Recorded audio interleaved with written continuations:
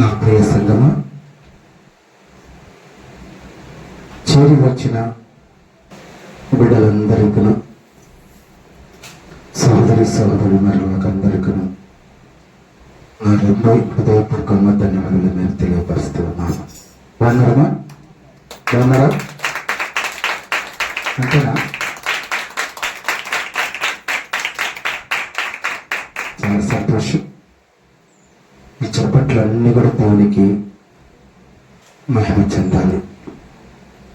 దేవునికి మనం ప్రతి చప్పట్లు, ప్రతి స్వరము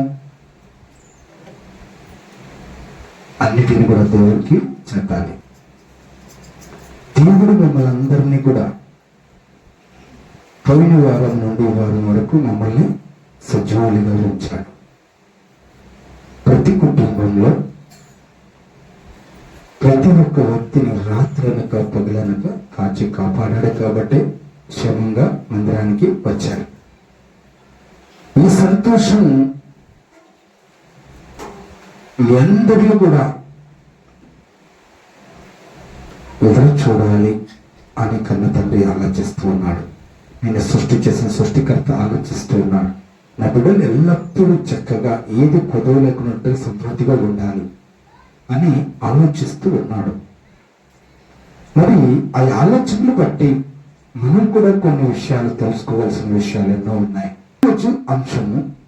అంశము సంగమా, ఏటిలో నిలకడగా ఉండుము.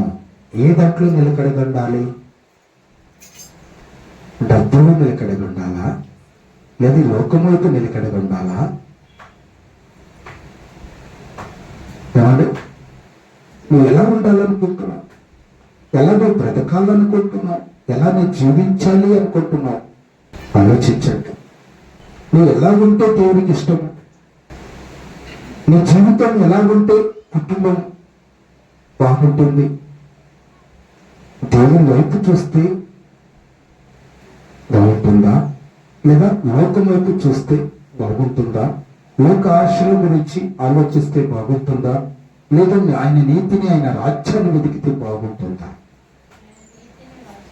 ఆయన నీతిని, ఆయన రాజ్యాన్ని వెతకాలి. మనం ఏ దానిపైన నేను నిలకడగా ఉండాలి అనే అంశంతోనే నేను మాట్లాడుతూ ఉన్నాను.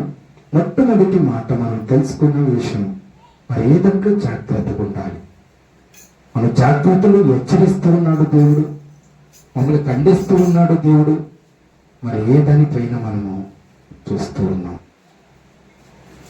ఏ దానిపైన మనం నిలకడగా ఉండాలి? మరి ఆ విషయాలు మనం లోతుగా మనం తెలుసుకోవాల్సిన విషయం. తెలుసుకుందాం. తిమోతికి రాసిన మొదటి పత్రిక 4వ అధ్యాయము 16వ వచనం చదువుకుందాం. నిన్ను గూర్చి, నీ బోధన గూర్చి జాగ్రత్త కలిగి ఉండుము, వీటిలో నిలకడగా ఉండుము. ఎలాగూ చేసి నిన్నును నీ బోధను వినిన వారిని రక్షించుకుందువు. వినిన వారంట రక్షించబడతావు. దేవుని మాట నువ్వు వింటే నువ్వు నిలకడగా ఉంటావు. దేవుని వాక్యమును నీవు వింటే, ఎందుకు మిమ్మల్ని మందిరానికి రండి అని దేవుడు ఎందుకు పిలుస్తున్నాడంటే, నిలకడ లేని జీవితాన్ని నిలకడగా చేస్తాడు. స్థిరమైన బుద్ధి కలిగి లేని వారికి సరి చేస్తాడు దేవుడు. వాక్యముతో నడత నేర్పిస్తాడు నడతని. అందుకే సోమరిపోతూ అయి ఉన్నావా, చీమల ఎత్తుకు నీవు వెళ్ళు. నీకు నడత నేర్పిస్తుంది, ఒక క్రమము నేర్పిస్తుంది, ఒక పద్ధతి నేర్పిస్తుంది అంటుండ్రు. ఈ మాటలు ఎక్కడైనా చెప్పబడతాయా? ఎక్కడైనా నీకు చెప్తారా? బయట ఎక్కడ చెప్పరు. అందుకే కుటుంబ సమేతంగా రండి నా దగ్గరికి. ఏ దాంట్లో జాగ్రత్తగా ఉండాలి? చదువుమా. నిన్ను కూర్చు, నీ బోధన కూర్చు జాగ్రత్త కలిగి ఉండు. ఏ బోధ వింటున్నావో జాగ్రత్త కలిగి ఉండు. ఏ భక్తిలోని ఉండాలనేది జాగ్రత్తగా నిలకడైన జీవితాన్ని కలిగి ఉండు. నీ బ్రతుకును నీ మార్చుకొని నీ జీవితాన్ని కొనసాగించాలంటున్నాడు. సరిగ్గా నీ బ్రతుకు లేదా, నీ ఆలోచన లేదా, నీ స్థిరంగా లేవా, సరిచేసే దేవుడు ఎక్కడ నిలకడగా ఉండాలి? ఎలా నిలకడంటే ఏంటి? మనం ఎలా స్థిరపడాలి, ఎలా మనం బ్రతకాలి ఈ లోకంలో విషయాలు హెచ్చరిస్తున్నాడు పౌలు గారు. జాగ్రత్త. ఎందుకు జాగ్రత్త చెప్తారో తల్లిదండ్రులు పిల్లలకు? చెప్పండి, ఎందుకు చెప్తారు? జాగ్రత్తగా ఉంటే, పద్ధతి కలిగి ఉంటే, క్రమము కలిగి ఉంటే నేను ఎవరైనా టచ్ చేస్తారా? చెప్పండి, టచ్ చేస్తారా? భయపడతారు ఆ పక్క వ్యక్తులు. అరే, వారు భక్తి కలిగిన జీవితం, వారు భక్తి కలిగి ఉన్నారు, వారు క్రమం కలిగి ఉన్నారు, భయభక్తి కలిగి ఉన్నారు, యథార్థంగా ఉన్నారు దేవుడికి అని చెప్పి వారిని మాట్లాడేయాలంటే భయపడుతూ ఉంటారు. వాళ్ళకు వణుకు పుడుతుంది. అదే చెప్తున్నాడు, జాగ్రత్తలు చెప్తున్నాడు. క్రైస్తవుడు ఎలా ఉండాలో జాగ్రత్తలు పౌలు ద్వారా మనం తెలుసుకుంటున్నాం. జాగ్రత్త కలిగి ఉండును, వీటిని నిలకడగా ఉండాలి, స్థిరమైన బుద్ధి కలిగి ఉండాలి, యథార్థమైన జీవితం కలిగి ఉండమంటాడు దేవుడు. నీవిలాగు చేసి నిన్నును నీ బోధ వినేవారిని రక్షించుకుందుము. నీ బోధ దేవుని బోధని విన్నావా, నీవు రక్షించబడతావు. నువ్వు రక్షించబడాలంటే, నీ కుటుంబం రక్షించబడాలంటే నీవు నిలకడగా ఉండాలి, నిలకడమైన జీవితం ఉండాలి. నీ జీవితం యేసులాగా ఉండకూడదు. ఒకసారి భక్తి కలిగి ఉంటావు, ఒకసారి భక్తి లేని దానిగా ఉంటావు, ఒకసారి భక్తిపరుడుగా ఉంటావు, భక్తి లేనిగా ఉంటావు. క్రమం లేదు, పద్ధతి లేదు. ఒక్కొక్కసారి ఉంటావు, ఒకసారి ఉండవు నీ భక్తి జీవితంలో. అలా ఉన్నవారిని రక్షిస్తానండి. శ్రద్ధగా నా మాట విని ఎడలా సమస్తము, ఈ లోకంలో ఉన్న సమస్త జనముల కంటే నేను హెచ్చించుదును. హెచ్చించబడాలంటే నీవు ఏం చేయాలి? దేవుని వాక్యముతో నిలకడగండు. నీ నిలకడమైన జీవితం కలిగి ఉండు, నిలకడమైన బ్రతుకు కలిగి ఉండమంటున్నాడు దేవుడు సూటిగా పౌలు ద్వారా మనం తెలియపరుస్తూ ఉన్నాడు. నిలకడమైన జీవితం ఏటి ఎందు నిలకడగా ఉండాలి అంటే దేవుని వాక్యం ఎందు నిలకడగా ఉండాలి, దేవుని భక్తి ఎందు నిలకడగా ఉండాలి, దేవుని యథార్థత ఎందు మనము నిలకడగా ఉండాలి. ఆయన హెచ్చరిస్తూ ఉన్నాడు, ఖండిస్తున్నాడు, గద్దిస్తున్నాడు. మమ్మల్ని క్షేమాభివృద్ధిని తీసుకుని రావడానికి ఒకరి దగ్గర చెప్పించుకో స్థితిలో నువ్వు ఉండకూడదు అంటారు. నువ్వు చెప్పేవారిగానే ఉండాలి. నువ్వు ప్రకృతి అంతా నీకు లోపడగలవు. అంత గొప్పవాడివి నీవు, అంత గొప్పదానివి నువ్వు మర్చిపోయావు. దేవుని ఆలోచన మర్చిపోయావు, దేవుని ఉద్దేశం నేను మర్చిపోయావు, దేవునికి విలువ లేకున్నట్టుగా బ్రతుకుతూ ఉన్నావు. ఇదే లోకము, ఇదే తినాలి, తాగాలి, సుఖించాలి, అనుభవించాలి, ఇదే లోకము బ్రతికినప్పుడు మన దేవునికి ఇష్టంగా బ్రతకలేదంటే ధనవంతునికి పట్టిన గతి పాతాళంలో ఉంటుందండి. మరణించినప్పుడు ఎవరు చూస్తారులే అనుకునవచ్చు నువ్వు, కానీ మాటలన్నీ కూడా దేవుడు గుర్తు చేస్తాడు. ఇలా కూర్చుని వారందరినీ కూడా అక్కడ పిక్చర్ లాగా చూపిస్తాడు. ఇలా కూర్చున్నప్పుడు దేవుడు సేవకుడు బోధించేటప్పుడు నీ వినలేదే, నీ బాడీ ప్రజెంట్ మైండ్ ఆబ్సెంట్ లో ఉన్నావే, ఈ చెవులో విని చెవులో వదిలిపెట్టేవే, ఇవన్నీ గుర్తు చేస్తాడు. ఆ గుర్తు చేసిన మాట ఒకసారి నేను గుర్తు చేయాలనుకుంటూ ఉన్నాను. ఇసుక మీద ఒక వ్యభిచారి స్త్రీ, ధర్మశాస్త్రం ఏం చెప్తుంది, మోషే ధర్మశాస్త్రం ఏం చెప్తుందంటే వ్యభిచారం కలిగిన బిడ్డను చూస్తే, ఎక్కడైనా కనిపిస్తే, ఆ నేరంలో ఉంటే ఏం చేయమన్నాడు ధర్మశాస్త్రము? రాళ్ళతో కొట్టి చంపాలి అంటున్నాడు. చంపాలి అంతే, అది తీర్పు. ధర్మశాస్త్రం, మోషే ధర్మశాస్త్రం చెప్తుందని ఆమెను రాళ్లతో కొట్టుకుంటూ పరిగెత్తుకుని వస్తూ ఉంటుంది ఆ అమ్మాయి. వచ్చిన తర్వాత యేసుక్రీస్తు ప్రభు ఉంటాడు అక్కడ. ఆయన ఎందుకు వెనక వచ్చి దాచుకుంటుంది, విడిపించేవాడు నాతో లేడు. ఎందుకంటే వాళ్ళ ధర్మశాస్త్రం అట్లా చెప్తుంది, అలా రాజ్యాంగం అలా చెప్తూ ఉంది. అలా చెప్పిన వెంటనే యేసుక్రీస్తు వెనక వచ్చినప్పుడు యేసుక్రీస్తు ప్రభు ఒక మాట మాట్లాడతాడు. మాట్లాడిన తర్వాత ఈమె మీద ఎందుకు రాళ్ళు వేస్తున్నారు మీరు అని అడుగుతాడు. అడిగినప్పుడు ఈమె మోసే ధర్మశాస్త్రం చెప్తుంది, విచారం చేసే అమ్మాయి పట్టబడితే రాళ్ళతో కొట్టి చంపాలి అని మోసే ధర్మశాస్త్రం ఉంది కదా, అందుకే మేము చంపడానికి రాళ్ళతో కొడుతున్నాం, రాళ్ళు రూడుతున్నాం అని చెప్పి చెప్తూ ఉన్నారు. ఆయన క్రీస్తు ఏమో చెప్తున్నారంటే యేసుక్రీస్తు ప్రభు అక్కడ రాస్తాడండి, ఇసుక మీద కూర్చొని ఉంటాడు, ఇసుక మీద రాస్తాడు. ఆయన రాసిన తర్వాత ఎవరు వాళ్ళ పేర్లు, వాళ్ళు చేసిన పాపాలన్నీ కూడా కనిపిస్తూ ఉంటాయి ఇసుక మీద. అరే లేదు నా చరిత్రకు తెలిసిపోతుందిరా, నా జీవితం తెలిసిపోతుందిరా, నేను చేసిన పాపములు అపరాధములన్నీ కూడా యేసుక్రీస్తు ప్రభు చూపిస్తా ఉన్నాడు అని చెప్పి వాళ్ళు ఏం చేస్తారండి, మీరెవరైనా పాపము చేయలేకపోతే మొదటి రాయి ఆమెను మీరు వేయండి అంటాడు. అన్నప్పుడు ఎవరు రాయి తీసుకున్నారో వాళ్ళ చరిత్ర అక్కడ పిక్చర్లా కనిపిస్తుందండి. అప్పుడు వాడు వదిలేసి నా పాపాలు బయట పెడతాడు, నా పాపాలు బయట పెడతాడు క్రీస్తు అని చెప్పి ఆయన వెళ్ళిపోతాడు. అమ్మా అమ్మా ఎవరన్నారు, వాళ్ళేమన్నారు, దూషించారు, చెడ్డ చెడ్డ మాటలు మాట్లాడారు. యేసుక్రీస్తు ప్రభు మాట్లాడుతూ అమ్మా అంటున్నాడు, వ్యభిచారగలిగిన స్త్రీ, అమ్మా నేనెవరు నిన్ను శిక్షించలేదా, ఎవరు నీకు బుద్ధి చెప్పలేదా? లేదు ప్రభువా. అయితే చెప్తున్నాను బాబు, ఇక పాపము చేయవద్దు, సమాధానాలై వెళ్ళిపో అని నేను వెంటనే వెళ్ళిపోయి. అలాగే దేవుడు చెప్తూ ఉన్నాడు, మీరు ఇలా కూర్చుండుట, నువ్వు లేచుండుట, నీ మైండ్ ఆప్షన్ ఉండుట అన్నిటి కూడా దేవుడు చూస్తా ఉంటాడు. పుట్టినప్పుడు తెలుసుకున్న లోకం ఉన్నది, మరణించినప్పుడు తెలుస్తుంది మరొక లోకంలో నీ జీవిత చరిత్ర. అందుకే చెప్తూ ఉన్నాడు, జాగ్రత్త కలిగి ఉండండి, వీటిని నిలకడగా ఉండండి. నిలకడగా ఉండాలి మన జీవితం, మన జీవితం నిలకడగా ఉండాలి, మన బ్రతుకు నిలకడగా ఉండాలి, దేవుని కొరకు మనము వేచి ఉండాలి. సోదరి సోదరుడా, దేవుని కృతను బట్టి మొట్టమొదటి మాట మనం తెలుసుకున్నాం. నిలకడ గురించి మీతో దేవుడు మాట్లాడుతున్నాడు, నిశ్చలమైన భక్తి గురించి మాట్లాడుతున్నాడు. మీ జీవితం ఎలా ఉంచుకోవాలనుకుంటున్నావో, దేవునికి ఇష్టంగా నీ బ్రతకాలని అనుకుంటే నువ్వు ఖచ్చితంగా దేవుని వాక్యాన్ని వినండి. దేవుని వాక్యాన్ని హృదయంలో జార్చుకొని మన జీవితంలో మార్చుకొని వారుగా ఉండాలి.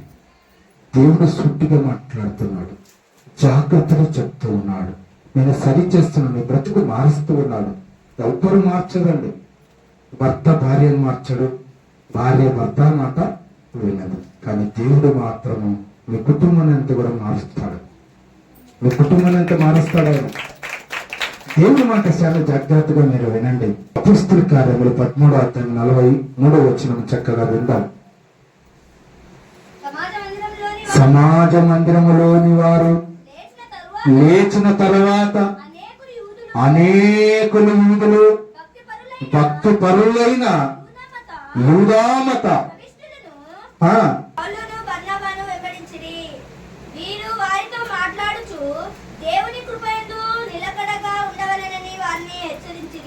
ఏమంటుంది అక్కడ, దేవుని కృపయందు నిలకడగా ఉండు.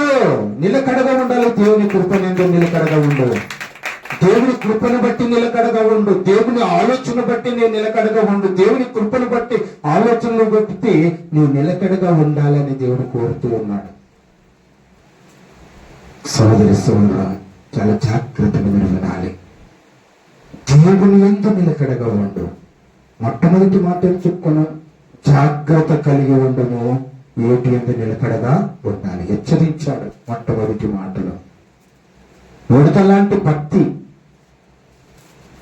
ఊసరుగులు లాంటి భక్తి, ఊసరుగులు రంగలు అవుతూ ఉంటుంది అది. అలాంటి భక్తి కలిగి ఉన్నావా? దేవుని వాక్యాన్ని విను. నువ్వు ఎలా ఉండాలో అని చెప్తూ ఉన్నాడు, ఎలా బ్రతకాలో చూపిస్తూ ఉన్నాడు. ఆ మాటలు వినడానికి వచ్చారు, జాగ్రత్తగా వినండి. దేవుని కృపయందు నిలకడగా ఉండవలెను. నిలకడగా ఉండాలి. రెండవ మాట. మూడో మాట దగ్గరికి కూడా వెళ్దాం. అపోస్తలుల కార్యములు 14వ అధ్యాయం 22వ వచనం. శిష్యులు అక్కడ ఉన్నారు. శిష్యులు మనుషులను దృఢపరిచి విశ్వాసమందు నిలకడగా ఉండవలనని అనేక శ్రమలను అనుభవించి మనము దేవుని రాజ్యమును ప్రవేశింపవలనని వారిని హెచ్చరించను. దేవుని రాజ్యము కొరకు హెచ్చరించారు. దేవుని నీతి కొరకు హెచ్చరించారు. ఈ లోకం శాశ్వతమైనది కాదని హెచ్చరించారు. సంఘములో చెప్తూ ఉన్నారు. ఇప్పుడు నేను చెప్తున్న మాట కూడా దేవుని మాట చెప్తున్న జాగ్రత్త, జాగ్రత్త. నిలకడగా ఉండండి. నిలకడమైన భక్తి, నిలకడమైన జీవితం కలిగి ఉండండి అని దేవుడు కోరుతూ ఉన్నాడు. అక్కడ ఎవరు ఉన్నారో చూడమా, మరొకసారి చదవమా. శిష్యులు మనస్సు అంట దృఢపరిచి అంటే ధైర్యము నింపారంట. విశ్వాసం, ధైర్యము నింపినప్పుడు ఏమొస్తుంది వాళ్ళకి? నిలకడగా ఉండవలెను. నిలకడగా, యథార్థంగా, న్యాయబద్ధంగా బ్రతుకుట క్రీస్తే చావైతే లాభము. అలా బ్రతక. ఈ అడ్జస్ట్మెంట్ ఉండదు. దేవుడు యథార్థమైన హృదయాలు చూస్తాడు. ఎప్పుడప్పుడు చనిపోతున్నాడు. ఎవరికెవరు శాశ్వతము లేదండి. నీ భక్తి, నీ ఆత్మను రక్షించుకో. నీ ఆత్మను నీ రక్షించుకోవాలి. ఏదో వాతావరణం చల్లగుందిలే, ఏదో సమృద్ధిగా దేవుడు ఇచ్చాడులే అనుకుంటున్నావేమో. ఈ లోకం శాశ్వతమైంది కాదు. ఈ లోకం శాశ్వతమైంది కాదు. ఆ రాజ్యాన్ని చేరాలి. ఆ రాజ్యానికి నువ్వు వెళ్ళాలంటే నిలకడమైన జీవితం ఉండాలి. అందుకే నిలకడ గురించి దేవుడు వాక్యాన్ని, దేవుడు రాయించిన పరిశుద్ధ గ్రంథం తెలియపరుస్తుంది. ఆ మాటలను విన్నప్పుడు నిలకడగా ఉండాలి. నిలకడగా నీ జీవితం కలిగి ఉండమని దేవుడు వాక్యం తెలియస్తుంది. సోదరి సోదరుల, ఏమంట? విశ్వాసముందు నిలకడగా ఉండాలి అంటున్నాడు. సంఘముతో చెప్తూ ఉన్నారు. సంఘములో ఉన్న వారిని దృఢపరుస్తూ ఉన్నారు. ఐక్యత తీసుకుని వస్తున్నారు. సహోదరుల ఐక్యత కలిగి ఉండుట ఎంత మేలు, ఎంత మనోహరం అనేది దేవుని వాక్యం సెలవిస్తూ ఉంది. వాళ్ళు సరిచేస్తూ ఉన్నారు. వాళ్ళ జీవితాలు మారుస్తూ ఉన్నారు. ఈ లోకం శాశ్వతమైనది కాదంటున్నాడు. భూమి ఆకాశము గతించిన నా మాటలు ఎన్నడూ గతించుకో. ఈ ప్రపంచమంతా నాశనం అయిపోతుంది ఏదో ఒక రోజు. ఏ రోజు పోతుందంటే లేఖనం సెలవిస్తుంది. రెండవ రాకడ యేసుక్రీస్తు ప్రభు లోకానికి వచ్చినప్పుడు ఆయన మరలా సమాధులు తెరవబడతాయని వచ్చిన తర్వాత మహిమ శరీరులుగా ఉండి ఇక్కడ మానవులు, యథార్థవంతులు, దేవుని కొరకు ఎదురు చూసేవారు, వారిని అంట పెట్టుకుని తీసుకుని వెళ్తాడు క్రీస్తు. అప్పుడు యుగాంతము వస్తుంది. 2012లో యుగాంతం వస్తుందని చెప్పి పుకార్లు లేపారు అప్పుడు. అవునా? అవునా లేదండి? లేదండి, లేదు. యేసుక్రీస్తు ప్రభు వచ్చిన తర్వాతనే మమ్మల్ని అందరిని ఎంట పెట్టుకుని ఆయన తీసుకుని పరలోకంలో చేరినప్పుడే ఇక్కడ ప్రపంచం అంతా కూడా నాశనం అయిపోతుందండి. నాశనం అయిపోతుంది అప్పుడు.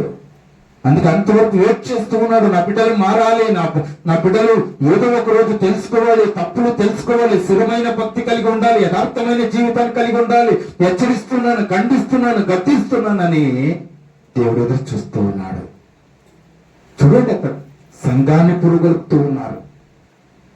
సంఘమును ఐక్యత పరుస్తూ ఉన్నారు, ధైర్యపరుస్తూ ఉన్నారు. విశ్వాసమును నింపుతూ ఉన్నారు. నిలకడగా ఉండాలని చెప్తూ ఉన్నారు. ఇది 3వ మాట. 4వ మాట దగ్గరికి కూడా వెళ్దాం. కొలసీలకు రాసిన పత్రిక 4వ అధ్యాయము 2వ వచనం. ప్రార్థన యందు నిలకడగా ఉండి కృతజ్ఞత గలవారై దాని యందు ఏ యందు ప్రార్థన యందు మెలకుగా ఉండండి. మేలుకుగా ఉండి మీరు ప్రార్థనలో చేసుకోండి. ఈరోజు ఎవరైనా చేసుకుంటున్నారండి? కుటుంబ ప్రేరణ చేసుకుంటున్నారండి? ప్రార్థన జీవితాలు ఉన్నాయండి? మీ భక్తి జీవితాలు ఉన్నాయండి? మీ పిల్లల్ని క్రమశిక్షణగా ఉంచుకున్నారండి? దేవుడు బహుమతిగా మీకు ఇచ్చాడే, పెంచి గొప్పవారు చేసి నా బిడ్డలు ద్వారా నేను మహిమ పొందాలని ఎదురు చూస్తున్నాడు. గర్భఫలము దేవుడిచ్చు బహుమానము నీకు. ప్రార్థనలో పట్టుదల ఉందా? ప్రార్థన ఎందుకు పట్టుదల కలిగి ఉన్నావా? విశ్వాసం ఎందుకు పట్టుదలగా ఉన్నావా? దేవుని ఎందుకు కృప ఎందుకు నిలకడగా ఉన్నావా? జాగ్రత్త, జాగ్రత్త, జాగ్రత్త.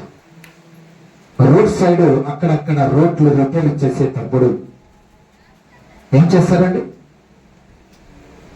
అక్కడ ప్రమాదం ఉంది, జాగ్రత్త అని బోర్డు వేసి ఉంటారు. ఎందుకు జాగ్రత్తలు చెప్తున్నారు? ప్రమాదంలో పడకూడదు అని, వాళ్ళ ప్రాణాలు కోల్పోకూడదు అని. అర్థమైందమ్మా? మన దేవుడు కూడా నేను హెచ్చరిస్తూ ఉన్నాడు. ఆయన నిన్ను రక్షించాలని, నీ ప్రాణాలు కాపాడాలి, నీ ఆత్మను అగ్నిగుండంలో పడిపోకూడదు అని. అగ్ని ఆరదు, పురుగు చావదు, ఆ లోకానికి పోకూడదని. క్రీస్తు ఎంబడి ఆయన తీసుకుని వెళ్ళేవాడై ఉండాలి. క్రీస్తు వచ్చి మమ్మల్ని తీసుకుని వెళ్తూ ఉన్నాడంట. పరిశుద్ధులుగా, నీతిమంతులుగా, నిలకడమైన జీవితాన్ని కలిగి ఉన్నవారిని లోకానికి ఆయన వెంట పెట్టుకుని వెళ్తాడని సూటిగా పరిశుద్ధ గ్రంథం మనకు తెలియపరుస్తుంది. సహోదరి సహోదరుడా, మరి ఏమి ఎందున్నావు? ప్రార్థన యందు నిలకడగా ఉండవలను. నిలకడగా ఉండాలి. కుటుంబ సమేతంగా అందరూ కూడా కూర్చొని, పిల్లలందరూ కూడా దేవుడిచ్చిన బహుమతిని తీసుకుని కుటుంబ ప్రార్థనలు చేస్తున్నారా? ఎన్నో కష్టాలు రావచ్చు, ఇబ్బందులు, ఉరకులు, ఎన్నెన్నో శ్రమలు అనుభవించినా పరలోకం మనం చేరాలని లేఖనాలు సెలవిస్తూ ఉన్నాయి. ఈ లోకము శాశ్వతమైనది కాదండి. లోకం శాశ్వతమైనది కాదు. మనం అక్కడనే ఆయన నీతిని, ఆయన రాజ్యాన్ని వెతకాలి. ఎందుకంటే నీ స్థానం అక్కడ, నీ పౌరశక్తి అక్కడ. పరలోకంలో ఉన్నదని నీవు ఎరిగి ఉన్నావు. ఆ సత్యాన్ని తెలియపరిచాము పోయిన వారంలో. నీ పౌరస్థితి ఎక్కడ అని. పరలోకంలో ఉండాలి. నీ గురి అంతా నీ పరలోకం వైపు ఉండాలి. ఏది నీ అంట రాదు. దిగంబరిగా ఈ లోకానికి వచ్చి తిని దిగంబరిగానే నేను వెళ్ళదను. వచ్చాయండి మేడలు, మిద్దెలు, బంగారు, ధనం, ధాన్యములు వచ్చాయేమో నేనుక? ఏది రాలేదండి. నువ్వున్నప్పుడే సరి చేసుకుని దేవుని కొరకు నీ బ్రతుకు. దేవుని గురించి ఆలోచించు. నువ్వు దేవుని గురించి ఆలోచిస్తే ఆయన నీ గురించి ఆలోచిస్తాడు. ఆయన నీ గురించి ఆలోచించాలంటే నీ మొరపెట్టుము, నేను నీకు ఉత్తరం ఇచ్చుదును. నీ మొరపెట్టాలి. దేవుని నీవు అడగాలి. నీవు అడిగితేనే దేవుడు ఇచ్చేవాడే. అడుగుడే నీకు ఇవ్వబడను, తట్టుడి తెరవబడను. అడిగే ప్రతి వానికి కూడా ఇవ్వబడుతుంది. ప్రార్థనలో నీవు ఉన్నావా? ప్రార్థన యందు నిలకడగా ఉన్నావా? దేవుని నీవు అడుగుచూ ఉన్నావా? ఏదైతే నీవు అడిగిన దానికన్నా, ఊహించిన దానికన్నా అత్యధికముగా దేవుడు ఇవ్వబోతూ ఉన్నాడు నీకు. నీ నిలకడమైన జీవితం కలిగి ఉండాలి.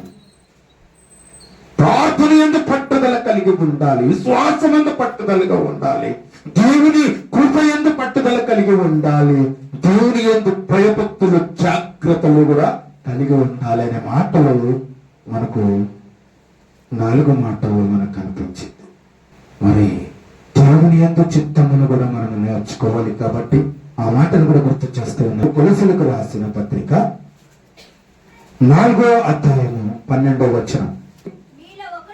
మీలో ఒకడును క్రీస్తు యేసు దాసుడైన ఎఫ్రాయా మీకు వందనములు చెప్పుచున్నాడు. మీలో సంపూర్ణులను ప్రతి విషయములను దేవుని చిత్తమును గూర్చి సంపూర్ణ ఆత్మ నిశ్చయత గలవారినై నిలకడగా ఉండవలను. నిలకడగా ఉండాలి. దేవుని చిత్తమును నెరవేర్చుటకు నిలకడగా నీ జీవితం ఉండాలి. ఇప్పుడు ఎల్లప్పుడూ మీ కొరకు ప్రార్థనలలో పోరాడుచున్నాడు. పోరాటం ఉంది మనకు. శ్రమల్లో పోరాటం, నిందల్లో పోరాటం, అవమానంలో పోరాటం, ఆర్థిక ఇబ్బందుల్లో పోరాటం, ఇవన్నీ కూడా పోరాటం ఉన్నది మానవునికి. ఇవన్నీ కూడా శ్రమలు, ఇబ్బందులు, ఇరుకులు. దేవుని కొరకు బ్రతకాలంటే ఇవన్నీ కూడా ఉంటాయండి. దేవునికి లెక్క లేకుండా బ్రతుకుతూ ఉన్నామేమో. అపవిత్రుడుగానే ఉండనిమ్మో. పాపాత్ముడుగా ఉండనిమ్మో. ఎవరెవరు క్రియలు చెప్పున ప్రతిఫలం ఇవ్వడానికి జీతము నా యొద్ద ఉన్నది, నా యొద్ద ఉన్నది అంటున్నాడు. చెప్పే వరకే వింటివా, నిలకడమైన జీవితం కలిగి ఉంటాం. వినలేదా, ఎవరు తీర్పు వస్తుంది? దేవుడు తీర్పులో నిలబడవలసి వస్తుంది. మరి 5వ మాట కూడా దేవుని చిత్తమును నెరవేర్చుటలో నిలకడగా ఉండాలనే మాట మనం 5వ మాటలో మనం తెలుసుకున్నాం. 6వ మాటలో కూడా మనం తెలుసుకుందాం. తిమోతికి రాసిన 2వ పత్రిక 3వ అధ్యాయం 15వ వచనం. విశ్వాసము ద్వారా రక్షణార్థమైన జ్ఞానం నీకు కలుగొచ్చుటకు శక్తి గల పరిశుద్ధ లేఖనములను ఏమంట నీ బాల్యము నుండి నీవు తెలుసుకున్నావు కాబట్టి బాలుడు నడవలసిన మార్గాన్ని వానికి నేర్పుడి, పెద్దవాడైనప్పుడు తొలగిపోడు. విన్నావు కదా, నీవు నేర్చుకుని రూఢి అని ప్రాక్టీస్ చేశావు. తెలుసుకున్నవి ఎవరి వలన నేర్చుకుంటూ ఆ సంగతి తెలుసుకుని వాటి యందు నిలకడగా ఉండము. వాటి యందు నిలకడగా ఉండు. ఎవరి వద్ద నువ్వు నేర్చుకున్నావు? గురువు వద్ద నేర్చుకున్నావా? గురువుకు కృతజ్ఞత కలిగి ఉండు. దేవ సేవకుడితోనే విన్నావా? దేవుని సేవకునికి కృతజ్ఞత కలిగి ఉండు. ఎవరి వద్ద నువ్వు నేర్చుకున్నావో నువ్వు నిలకడగానే ఉండవని లేఖనాలు సెలవిస్తూ ఉన్నాయి. మనము నేర్చుకున్నవి వాటి యందు నిలకడగా ఉండాలనే మాట 6వ మాటలో మనం తెలుసుకున్నాం. 7వ మాట దగ్గర కూడా మనం వెళ్దాం. యోబు గ్రంథము 2వ అధ్యాయము 3వ వచనం. అందుకు యెహోవా నా సేవకుడైన యోబు సంగతి ఆలోచించితిరా. ఓ మహిమగల సంగమా, నా సేవకుడైన యోబు సంగతి మీరు ఆలోచించితిరా. ఆయన ఎలాంటి వాడు తెలుసా? నేనే చెప్తున్నాను వినండి. యథార్థవంతులను న్యాయవంతుడై ఉన్న దేవుని యందు భయభక్తులు కలిగి చెడుతనమును విసర్జించి భూమి మీద అతని వంటి వాడు ఎవ్వడను లేడు. ఎవడు లేడు, అతని వంటి ఎవడు లేడు. యోబు సంగతి మీరు వింటిరా? ఈ జీసస్ కాలింగ్ మినిస్ట్రీ మహిమగల సంఘం వారలారా, నేను చెప్తున్న మాట జాగ్రత్తగా వినండి అంటున్నాడు యోబు గారు. యోబు గురించి దేవుడే సాక్ష్యం ఇవ్వబోతూ ఉన్నాడు. మరి మీ గురించి సాక్ష్యం ఇస్తూ ఉన్నాడా దేవుడు? భలే నమ్మకమైన దాసురాలు అంటున్నాడా దేవుడు మిమ్మల్ని బట్టి? భలే నమ్మకమైన దాసుడా, ఈయన యందు నేను ఆనందించుచున్నాను అంటున్నాడా? ఏడు గురించి మీరు వింటిరా? ఏడు గురించి వినండి. నరు లాంటి మనిషి భూమిపైన ఎవ్వడు లేడు అలాంటి యథార్థవంతుడు, న్యాయవంతుడు, నీతిమంతుడు, దేవుని యందు భయభక్తులు కలిగిన వాడు, చెడుతనమును విసర్జించిన వాడు, ఆయన లాంటి వాడు ఎవ్వడు లేడు. మరి నువ్వు ఉండాలనుకుంటున్నావా? అలాగే నేను బ్రతకాలనుకుంటున్నావా? శ్రమలు వస్తాయి, బాధలు వస్తాయి, కన్నీరు వస్తాయి, దుఃఖం వస్తుంది, నిందలు వస్తాయి, అవమానాలు వస్తాయి. అన్నిటిని కూడా ఓర్చుకొని నిలకడగా ఉండు. నిలకడమైన జీవితం కలిగి ఉండాలి. నిలకడం. ఏదో గురి లేకపోతే నీ పందానికి గెలవలేవు. ఏదో ఒక గురి, నీ ఓర్సు, నీ ఆలోచనలు, నీ తలంపులు, నీ ఊహ, ఏ దానిపైన ఒకటి గురి ఉండాలి. లేకపోతే నీవు అనవసరమైన బ్రతుకుతూ ఉంటావు. తల్లిదండ్రులను పట్టించుకోలేని కుమారులు మూర్ఖుడైపోతాడు, పనికిరాని వాడైపోతావు, పనికిరాని దాని అయిపోతావు. ఒక గురి, ఒక గోలు నీకు ఉండాలి. అది ఓపికతో పంతాన్ని గెలవాలంటే నీకు ఓపిక అనేది ఉండాలి. గెలవాలంటే ఓపిక కావాలి. ఏలాంటి జీవితాన్ని కలిగి ఉన్నాం, ఏలాంటి వాడిని చూశాము. అంతవరకు సహించిన వాడు గొప్పవాడనే మాట మనం తెలుసుకున్నాం. దానియేలు 12:13 నీవు అంతము వరకు, చివరి వరకు, ఊపిరున్నంత వరకు, ఆ మట్టిలో చేరేంత వరకు, ఆయన మహిమలో చేరేంత వరకు, అది అంతమంటూ ఉన్నారు. అంతము వరకు నిలకడగా ఉండిన ఎడల విశ్రాంతినందు కాలాంతమెందు నీ వంతులు ఆ తంతులు నీవు నిలచదువు. వంతులో నిలిచదవు. నేను స్థిరమైన భక్తి కలిగి ఉండు అంటున్నాడు. నిలకడగా ఉండుమంటూ ఉన్నాడు. 8 మాటలు మీరు విన్నారు. అంశం పేరేంటంట? అంశం సంగమా యోగ్యుడు నిలకడగా ఉండుము. ఉండాలి, నిలకడగా ఉండాలి అనే విషయం మనము తెలుసుకున్న అంశం. మొట్టమొదటి జాగ్రత్త కలిగి యోగ్యుడు నీవు నిలకడగా ఉండాలి అనే మాట మొట్టమొదటి మాట విన్నాం. రెండో మాట దేవుని కృపయందును నిలకడగా ఉండుము అనే మాట రెండో మాట విన్నాం. మూడో మాట విశ్వాసమంతా నిలకడగా ఉండాలి అనే మూడో మాట విన్నాం. నాలుగో మాట ప్రార్థన యందు నిలకడగా ఉండాలని నాలుగో మాట విన్నాం. ఐదో మాట దేవుని చిత్తమును నెరవేర్చినట్లు నిలకడగా ఉండాలనే మాట మనము 5వ మాటలో విన్నాం. ఆరో మాట మనము నేర్చుకున్నవి వాటి యందు నిలకడగా ఉండుము అనే మాట 6వ మాట విన్నాం. 7వ మాట యథార్థవంతులుగా వదలక నిలకడగా ఉండాలనే మాట మనము నేర్చుకున్నాం.